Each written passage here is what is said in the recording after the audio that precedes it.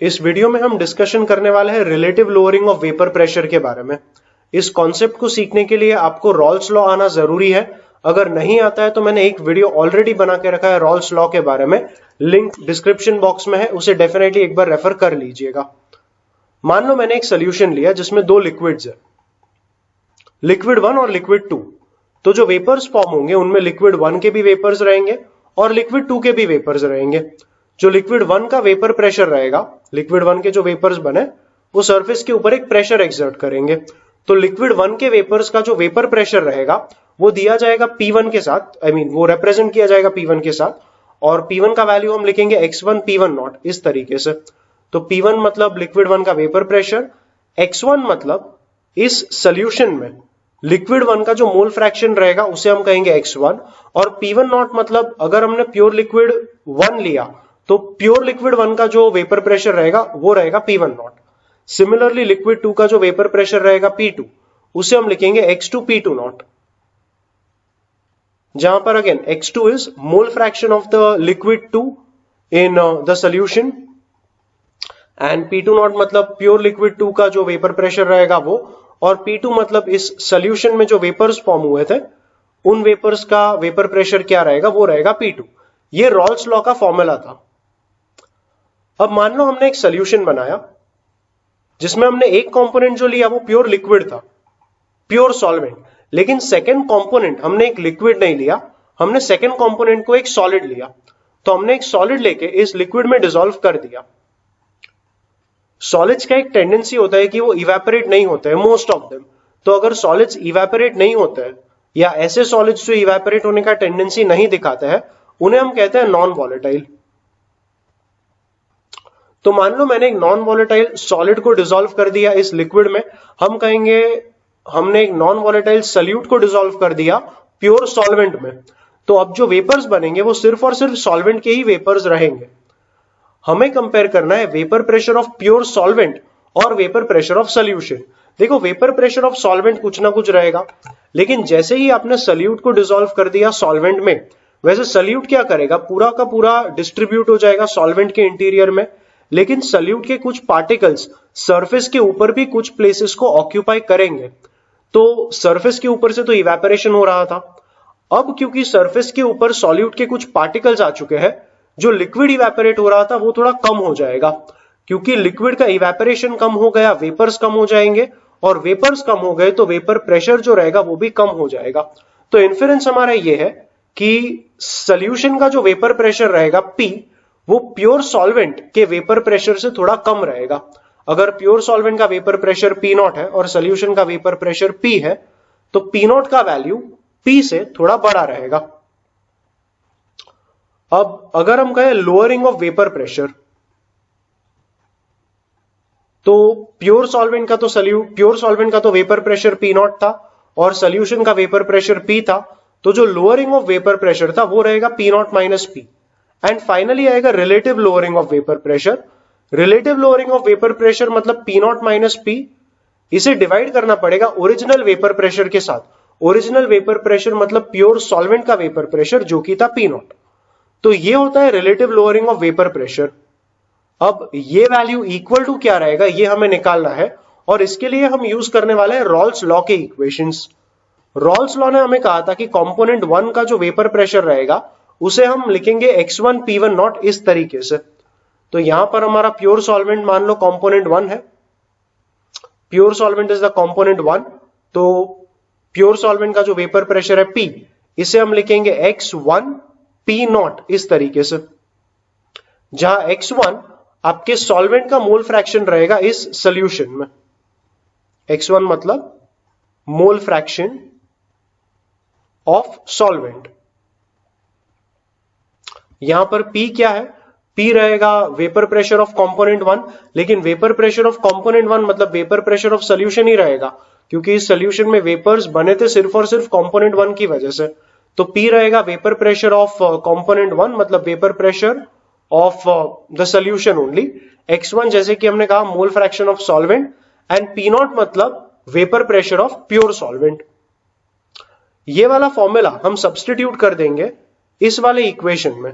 तो जो आपका relative lowering of vapour pressure है P not minus P upon P not, ये बन जाएगा पी नॉट माइनस, पी को लिखेंगे x1 p1 नॉट करके, आई मीन पी नॉट ही लिखेंगे, अपॉन पी नॉट, ये आ जाएगा 1 माइनस x1।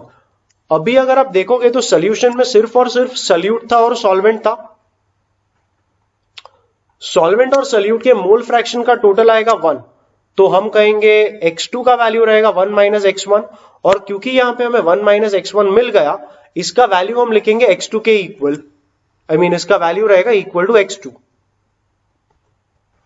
फाइनली रिजल्ट हमें यह मिला कि P not minus P upon P not मतलब relative lowering of vapour pressure is equal to x2 मतलब मोल फ्रैक्शन ऑफ सल्यूट।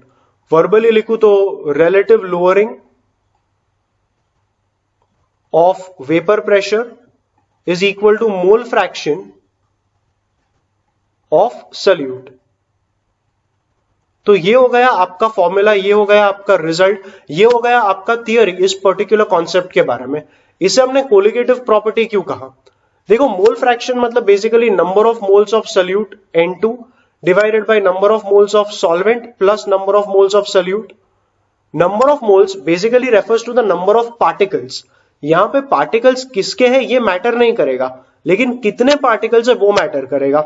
तो जब तक कोई भी प्रॉपर्टी सिर्फ और सिर्फ नंबर ऑफ पार्टिकल्स पे डिपेंड करेगा और नेचर ऑफ पार्टिकल्स के ऊपर नहीं, हम उस प्रॉपर्टी को कहेंगे कोलिगेटिव प्रॉपर्टी। और क्योंकि ये प्रॉपर्टी जो कि है relative lowering of vapour pressure, ये relative lowering of vapour pressure क्योंकि सिर्फ और सिर्फ नंबर ऑफ पार्टिकल्स पे डिपेंड करता है, इसे हम कहते हैं कोलिगेटिव प्रॉपर्टी। तो with this understanding, with the knowledge of this formula, we can begin with taking a few examples. Example number 1. The vapor pressure of pure benzene at a certain temperature is 640 millimeter mercury Hg. A non-volatile solute of mass 2.8 grams is added to 39 grams of benzene. The vapor pressure of the solution is 600 millimeter of mercury. What is the molar mass of the solute? हम formula हमारा वही use करेंगे जो हमसे ये कहता था कि relative lowering of vapour pressure मतलब P not minus P upon P not, ये रहेगा mole fraction of the solute. तो पी नॉट माइनस पी यहां पर क्या रहेगा? प्योर सॉल्वेंट आपका बेंजीन है तो ये वैल्यू आ गया आपका पी नॉट, और सोल्यूशन का वेपर प्रेशर है 600 तो ये आ गया आपका पी का वैल्यू। तो पी नॉट माइनस पी करेंगे तो ये आएगा 640 माइनस 600 जो कि है 40 डिवाइडेड बाई पी नॉट मतलब 600 इक्वल टू सल्यूट का mole fraction. Mole fraction of solute मतलब number of moles of solute divided by number of moles of solvent plus number of moles of solute. 40 upon 60 cancel करें तो ये आ जाएगा 2 upon 30, in fact 1 upon 15, तो ये आ गया 1 upon 15 is equals to N2। N2 मतलब सल्यूट का नंबर ऑफ मोल्स, सल्यूट का नंबर ऑफ मोल्स दिया जाएगा mass in grams upon molar mass. Solute का मोलार मास मालूम नहीं है, वही तो निकालना है।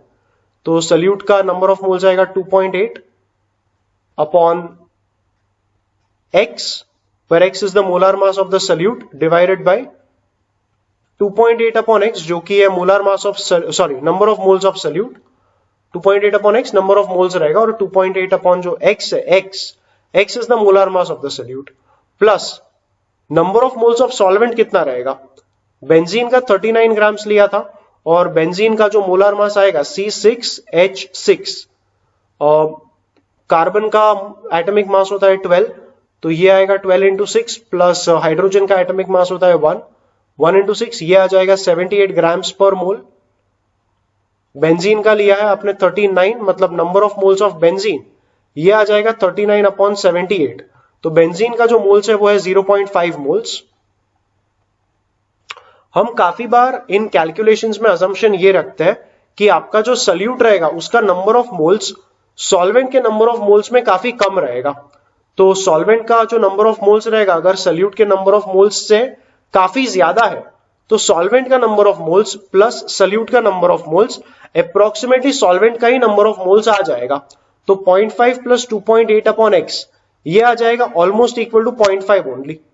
तो डिनोमिनेटर विल रिमेन एज 0.5 और 0.5 को हम ऊपर न्यूमरेटर में ले लें तो ये आ जाएगा इंटू 2, तो ऊपर आ जाएगा 2.8 upon x multiplied by 2। X का वैल्यू ले लेंगे लेफ्ट में और 15 को ले लेंगे राइट में, तो राइट में आ जाएगा 15 इंटू 2.8 इंटू 2 मतलब क्या 5.6। तो x का वैल्यू कितना आ जाएगा, x का वैल्यू आ जाएगा 15 इंटू 5.6 मतलब कितना 84 आया या 84 ग्राम्स। तो ये आ गया आपका molar mass of the solute. तो बस इसी तरीके से इस फॉर्मूला को यूज करना है और सम्स को सॉल्व करना है। एक और एग्जांपल ले लेते हैं। A solution is prepared from 56 grams of an unknown substance। क्या सब्सटेंस है मालूम नहीं है, लेकिन हमने 56 ग्राम्स लिया। And 116 grams of acetone at 313 Kelvin। The vapor pressure of pure acetone is 0.526 atmospheres। तो ये आ गया आपका P नॉट का value. Calculate the vapour pressure of the solution, मतलब आपको P का वैल्यू चाहिए। If the molar mass of the substance is known to you. So अगर आपने 56 ग्राम्स सब्सटेंस लिया जिसका मोलर मास 280 था, तो आपने जो नंबर ऑफ मोल्स लिया आपके सल्यूट का वो आएगा 56 अपॉन 280 और ये आएगा कितना 28 का दोनों मल्टीपल्स है ना, तो ये आएगा 2 अपॉन 10.2। आपका सॉल्वेंट का नंबर ऑफ मोल्स कितना रहेगा 116 ग्राम्स ऑफ एसीटोन। एसीटोन मतलब CH3, C डबल बॉन्ड हो CH3 और कार्बन 12, तो 12 12 12 आ गया 36 प्लस हाइड्रोजन 3 मतलब ये आ गया 6 प्लस ऑक्सीजन का 16 तो ये आ गया 58। तो 58 ग्राम्स रहेगा एसीटोन का मोलार मास। आपने 116 ग्राम्स एसीटोन लिया तो नंबर ऑफ मोल्स आएगा 116 upon 58 which is equal to 2 moles. So अभी हम हमारा फॉर्मूला अप्लाई कर लेंगे जो कि था P not minus P upon P not मतलब relative lowering of vapour pressure, that should be the mole fraction of solute. Pure acetone का वेपर प्रेशर 0.526, तो ये आ गया 0.526 minus P upon 0.526, that should be equal to right में N2 का value हमें मिला था 0.2 और डिवाइडेड बाय N1 था 2 और N2 था 0.2। काफी बार इसे निग्लेक्ट करते भी है, इसमें वैसे निग्लेक्ट करने का जरूरत है नहीं। तो राइट का डिनोमिनेटर आ जाएगा 2.2, अगर सिंप्लीफाई करेंगे तो ये आ जाएगा 2 अपॉन 22 मतलब 1 अपॉन 11 और इसे लेफ्ट में भी अगर स्प्लिट कर ले तो ये आएगा 1 minus P upon 0.526 equal to right में 1 अपॉन 11। इस टर्म को ले लेंगे राइट में, 1 अपॉन 11 को ले लेंगे लेफ्ट में, तो लेफ्ट में आ जाएगा 10 upon 11 is equals to P upon 0.526। तो P का जो वैल्यू आएगा वो रहेगा 5.26 और डिवाइडेड बाय 11 और फटाफट से डिवाइड कर लेते हैं तो ये आ जाएगा 4 नहीं 0.4 0.4, तो ये बचेगा 86 मतलब अप्रोक्सीमेटली अभी 8 आ जाएगा। तो इससे थोड़ा कम रहेगा बट अप्रोक्सीमेटली 0.48 एटमॉस्फेयर। तो ये आ जाएगा आपका vapour pressure of the given solution. तो इस वीडियो में मैंने 2 ही सम्स लिए हैं just to demonstrate how the formula is going to work and how you can solve questions based on this formula. So I hope जो भी मैंने इस वीडियो में डिस्कस किया है आपको काफी हद तक क्लियर है एंड कहीं ना कहीं आपके प्रिपरेशंस में ये सारा डिस्कशन आपके लिए यूजफुल रहा है। Thank you for watching.